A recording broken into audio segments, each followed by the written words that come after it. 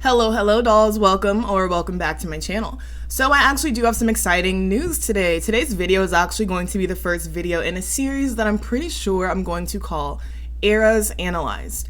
And the idea came from when I posted my Flop Eras Analyzed videos. A lot of you guys listed several other albums down in the comments that you wanted me to eventually talk about, and I didn't know if I wanted to do like a full Flop Eras Part 2 video, because some of these albums, even the ones that I mentioned in the original video, aren't necessarily flops, but sometimes there is a little drama going on around the album's release. So what I want to start doing in this series is kind of just dissecting and breaking down what happened with the album, what happened with the promotion, did anything in the artist's personal life affect how the album did, and kind of just do an entire retrospective of the era instead of just focusing on the album. And doing it in individual videos will allow me to, kind of go a little bit deeper and just have one artist for us to focus on per video. So that is something that I'm really excited to get into, and so we'll start just uploading here and there based on albums you guys want me to talk about and what you guys want to hear as far as the series goes.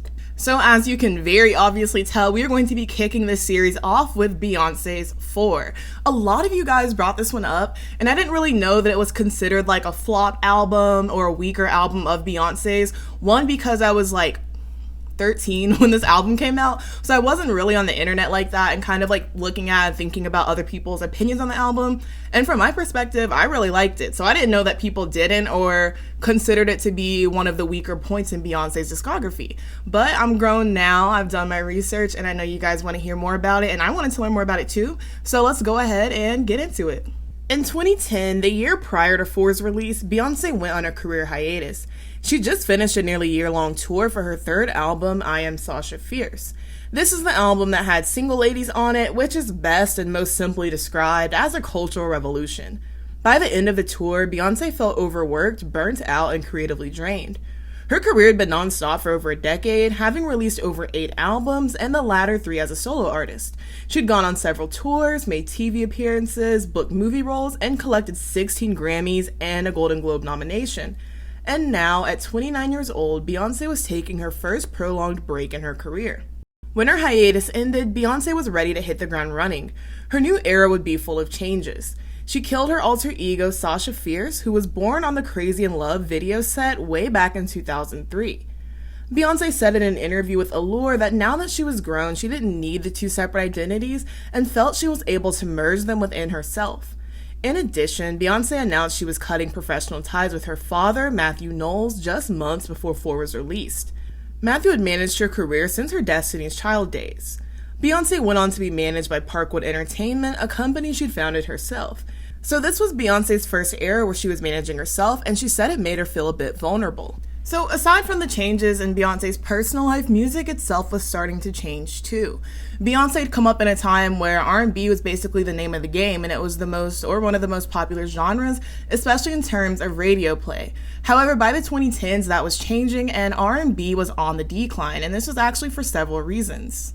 So one, due to technologies like auto-tune not only becoming more popular, but becoming more of an artistic tool to use and less taboo in the music industry, being vocally talented was no longer necessarily a prerequisite to having a successful music career, especially in genres like hip-hop and pop. And also, hip-hop and pop, which of course have always been popular, were surging in popularity in the 2010s. In terms of hip-hop, several artists who had been primarily known for rapping were now incorporating vocals into their music.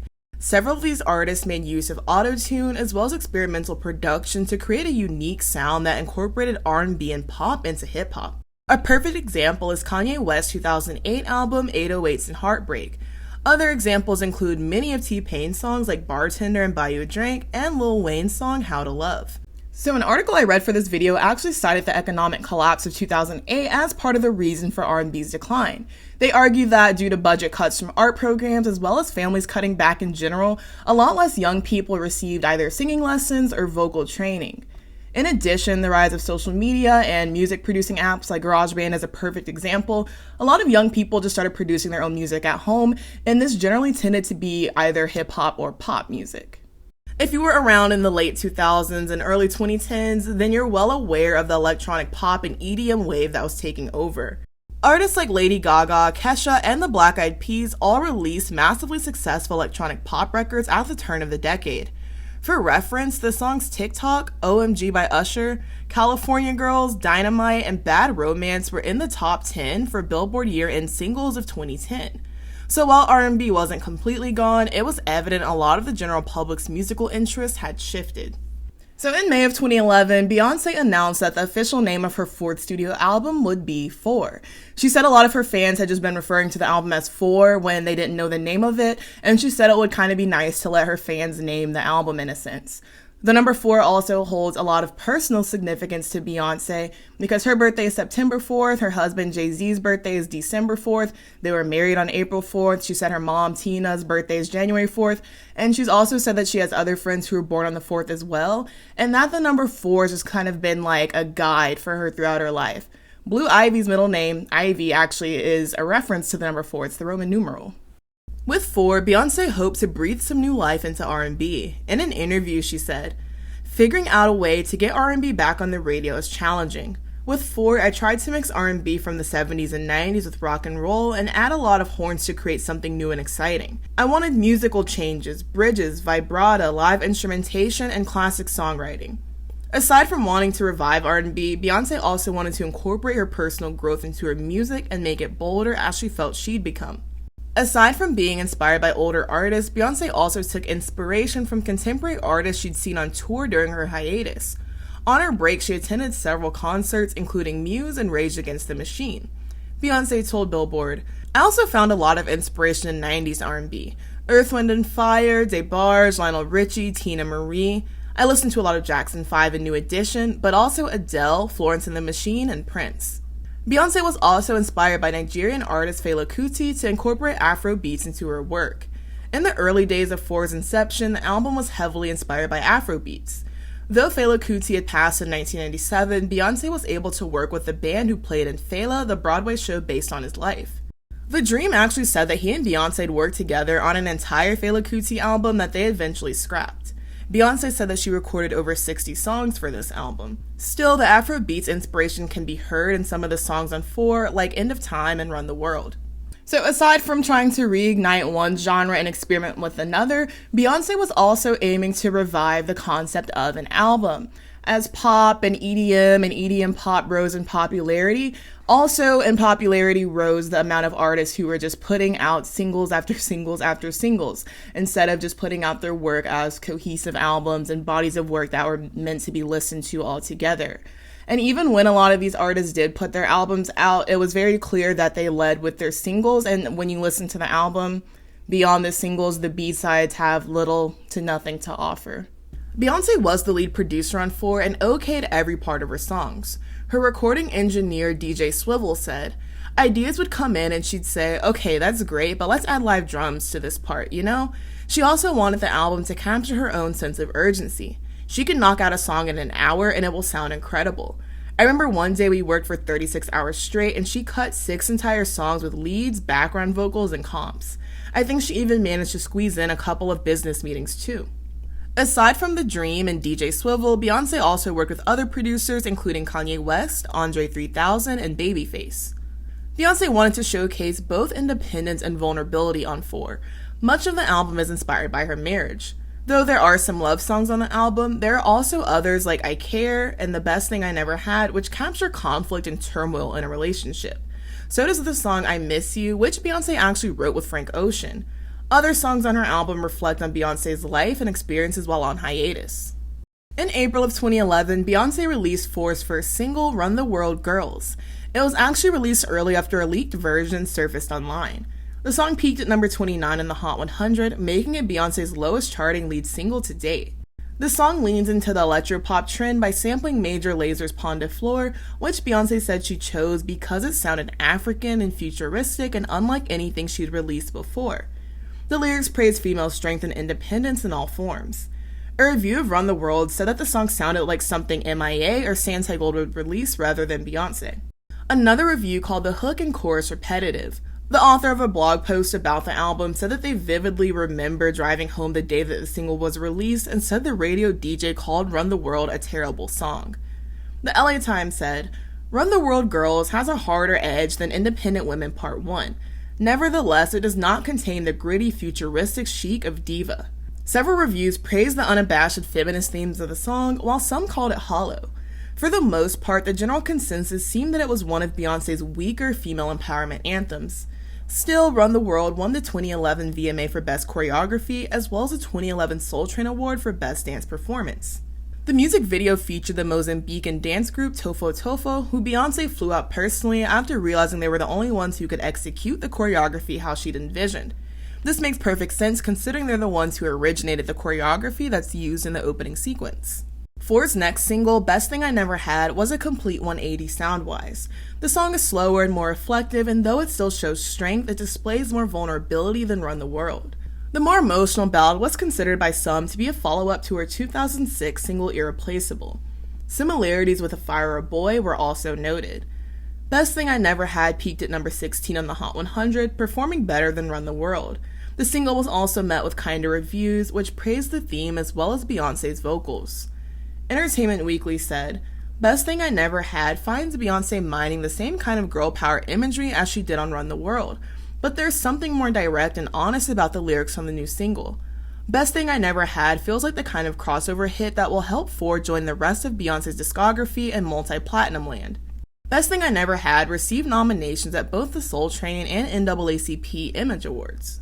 Beyonce's next single, Party, was leaked on the internet along with Countdown. Andre 3000, Kanye West, J. Cole, and Consequence appear on Party. Party drew on funk and soul from the 80s, supported by 808s and synthesizers. Though the song is praised for its Prince and New Jack Swing influences, it only reached number 50 on the Hot 100. The following day, on June 8, 2011, 4 was leaked almost a month early. Beyonce responded to the leak on Facebook saying, My music was leaked, and while this was not how I wanted to present my new songs, I appreciate the positive response from my fans. When I record music, I always think about my fans singing every note and dancing to every beat. I make music to make people happy, and I appreciate that everyone has been so anxious to hear my new songs. 4's official release came on June 24th. Leading up to it, Beyonce had done several live performances, including headlining Glastonbury, which she was the first woman to do in over 20 years. Though 4 secured Beyonce her 4th #1 debut, it was her first album to not have any #1 singles. None of the singles even reached the top 10 on the Hot 100. In its first week, 4 sold 310,000 copies, which of course is a lot of albums. But it is less compared to the first week's sales of some of her other previous albums. I Am Sasha Fierce sold 482,000 copies in its first week. B-Day sold 410,000, and Dangerously in Love sold 317,000 copies. So while 4 didn't have Beyonce's lowest first week sales to date, it did stop her record of increasing her first week sales with each album. But to be fair, the album was leaked, and I can't at all imagine that didn't affect the sales. Several reviews of 4 were favorable, and a lot of them praised the sort of mid-tempo and retro direction that Beyonce took with the album. Metacritic gave 4 a 73 out of 100, while Pitchfork rated it an 8 out of 10, and said that with 4, Beyonce was experimenting with her talents in a way that very few people could have predicted. However, not all of the reviews of 4 were positive. Several reviews claimed that 4 wasn't cohesive, or that the 80s-inspired production didn't do much to support or showcase Beyonce's vocal talent. A lot of reviews also criticized the album for not having any radio-friendly or danceable singles. Despite some negative reviews from critics, 4 wasn't at all a universally panned album. It actually won Best R&B Album at the Billboard Awards, and Pitchfork and Uproxx voted it as one of the decade's best albums. In addition, Rolling Stone listed 4 as number 37 out of 50 on their list of greatest female albums of all time. Fan reception of 4 was more mixed and lukewarm than that of Beyonce's previous releases. Some even called the album 4 closure, stating the project would be the end of Beyonce's successful reign. The music blog New Music called 4 Beyonce's first major misfire in her career, but acknowledged people would probably look back on the album as a gem. Some of the comments on the blog post seemed to be of the same opinion, stating that while it wasn't their favorite Beyonce project, they acknowledged it wasn't terrible and that they were still eagerly awaiting her next release. I do like how a lot of the comments acknowledged that it wasn't Beyonce's intention to create a radio-friendly album with 4, and judging it by those standards is kind of unfair. Yes, Beyonce did want to bring R&B back, but it was clear that she wasn't going to compromise the vision she had for 4 in order to do that. Fans also pointed out that 4 was intended to be listened to as an entire project, so it wasn't as focused on radio-friendly singles. I also browsed through a Popheads thread on Reddit asking people who had kind of witnessed and been there for the 4 era and the rollout how they had felt about it at the time. And a lot of people actually did say that they wish that Beyonce had followed the EDM and electropop trends just a little bit more. However, a lot of fans did also praise Beyonce for not following the trends and sticking to her guns and making the music that she wanted to make. I also saw a lot of people saying that a lot of the music from 4 wasn't necessarily memorable, but a lot of the performances that Beyonce gave from the era were more memorable. A couple weeks after 4's release, Beyonce released a short documentary called Beyonce, A Year of 4. She opened up more about how she spent her hiatus and how after going nonstop for years, it was hard to take a break. A Year of 4 also goes behind the scenes of the making of the album. It shows firsthand how much investment Beyonce had in the project in all aspects, both as the talent and now as her own manager. We get to see things like Beyonce recording and selecting the songs for 4, doing the cover shoot, and working on the video for Run the World. The most memorable part of the 4 era was undoubtedly Beyonce's Love on Top performance at the 2011 VMAs. At the beginning of her performance, she said, "Tonight I want you to stand up on your feet. I want you all to feel the love that's growing inside of me," alluding to her special announcement. The performance was absent of heavy choreography, which is typical for Beyonce, but that could have been explained away by how vocally challenging and demanding Love on Top is. But at the end of the performance, Beyonce unbuttoned her tuxedo jacket and revealed that she was pregnant. Beyonce's mom, Tina, actually said that she was pretty nervous for the performance because before the performance, they were having a wardrobe malfunction with Beyonce's pants and she was nervous about that. But regardless, the performance did go off without a hitch, and it's now one of the most memorable moments in VMA and pop culture history. Beyonce's pregnancy reveal actually broke a Twitter record at the time with 9,000 tweets per second about her pregnancy reveal alone. Logically, Love on Top was Beyonce's next single. It was another pop-sounding song, but with clear retro influences as well. Beyonce said she was inspired by her role as Etta James and also cited Whitney Houston, Stevie Wonder, and Michael Jackson as inspirations.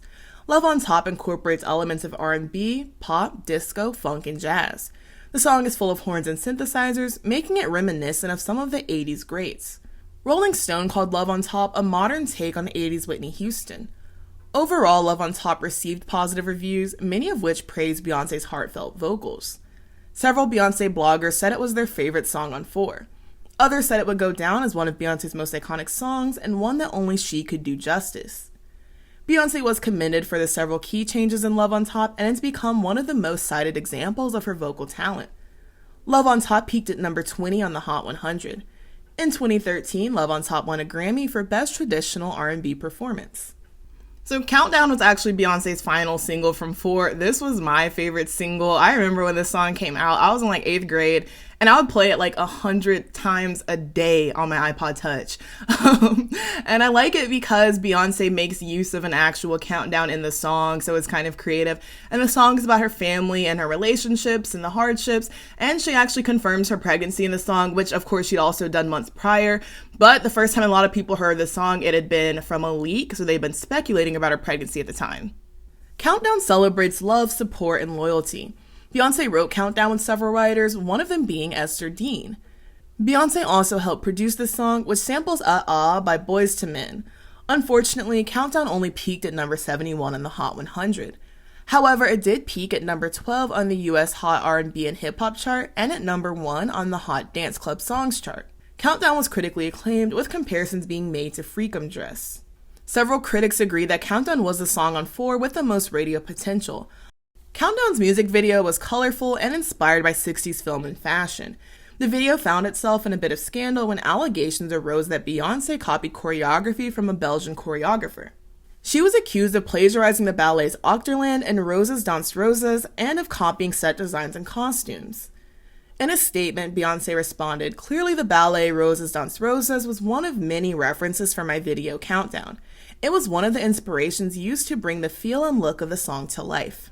4 has been considered by some to be a low point in Beyonce's career. And at the time, she did have a lot stacked against her, from changing her management, to the album being leaked, to her pregnancy, which meant that she couldn't, promote as much the further she got along, and she certainly wasn't going to tour right after she just had a baby. And this is all on top of creating an album that wasn't in keeping with the current musical zeitgeist. I also read several blogs and forums from the time saying that Beyonce's choice in singles on 4 is what ruined the album, and by her choice in singles, she destined the album to fail. I also saw people saying like, ooh, if Matthew Knowles had been in charge of 4 era and the promotion and the rollout, things would have never gone this way. I think it's important to look at 4 as a turning point in Beyonce's career. At the time, it was the biggest musical risk that she'd taken, and I think it also shows perfectly that Beyonce wasn't going to just follow the trend of a sound if it wasn't really what she wanted to do, if it wasn't the direction that she felt that she wanted to go in. I read another Popheads thread that was asking people what direction they think Beyonce's career would be in if Matthew Knowles was still managing her career. And while I don't know if I really had a personal thought because it's a hypothetical and it's not what happened, I think the opinion that I agree with most is someone saying that she probably would have stuck mostly to contemporary pop and R&B ballads. And without 4 and Beyonce having creative control and creative direction over 4, we probably would not have gotten the experimentation that we got with Self-Titled and Lemonade and even Renaissance in some of her subsequent works. Regardless of how it performed or was received, I think 4 demonstrated that Beyonce had clear artistic visions for each of her projects moving forward, and she wouldn't back down on them.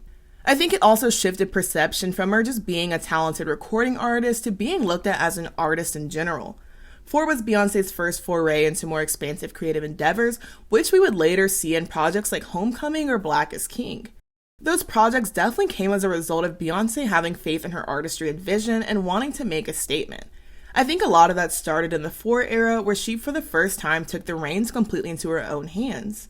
I also think all the conflicts that arose in the 4 era and the sort of lukewarm reception that a lot of people had to it showed Beyonce that even when things didn't go perfectly, she would still live to see another day, so she might as well take the risk.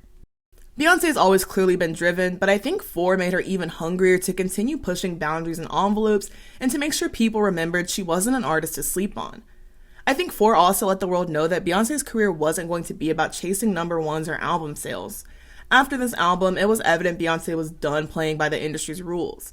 She also made good on her intention to be an artist whose music is consumed as an entire album rather than just singles here and there. I think the biggest impact that 4 had was definitely an unintentional one. After several of the singles and the entire album was leaked, Beyonce made sure that that was not going to happen again for her next release. So in December of 2013, she shocked the entire world when she dropped her self-titled album with no warning and no promotion.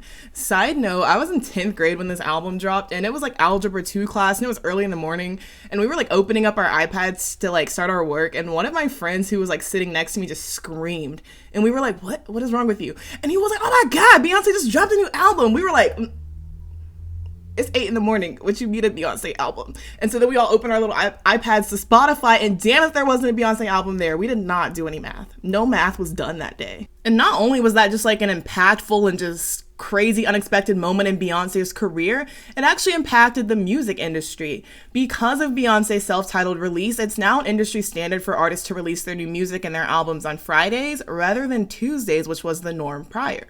I really think that when people call 4 a flop or say that Beyonce missed the mark with it, they're missing the point of 4. 4 wasn't about making an album that went number 1, even though it did, and it wasn't about having number 1 singles. 4 wasn't about sticking to the same promotion, the same song and dance and rollout that she'd been doing when she was managed by her father. 4 was about Beyonce experimenting and making the R&B album that she wanted to make, as well as creating a fluid body of work that could be listened to from start to finish. 4 was about paying homage to the artists and musical elements that have always inspired Beyonce's artistry. It was about expanding her artistry beyond music, something she'd always made a point of in every project following. Most importantly, 4 was an announcement that Beyonce would not be playing by the rules she played by previously, which I think has certainly helped raise her status from just iconic to legendary. Let me know your thoughts on 4. Do you like the album? Have your feelings about it changed since its release over 10 years ago? Where would you rank it in Beyonce's discography? Thank you dolls so much for watching. If you like this video, be sure to like and subscribe so that you can stick around for more. Also, make sure to follow me on Twitter so that you can keep up with me there. And if you would like to support the channel by becoming a channel member, the link is in the description of this video, or you can click the join button on my channel page. Again, thank you dolls so much for watching. Love you much, and I'll see you very soon. Bye-bye.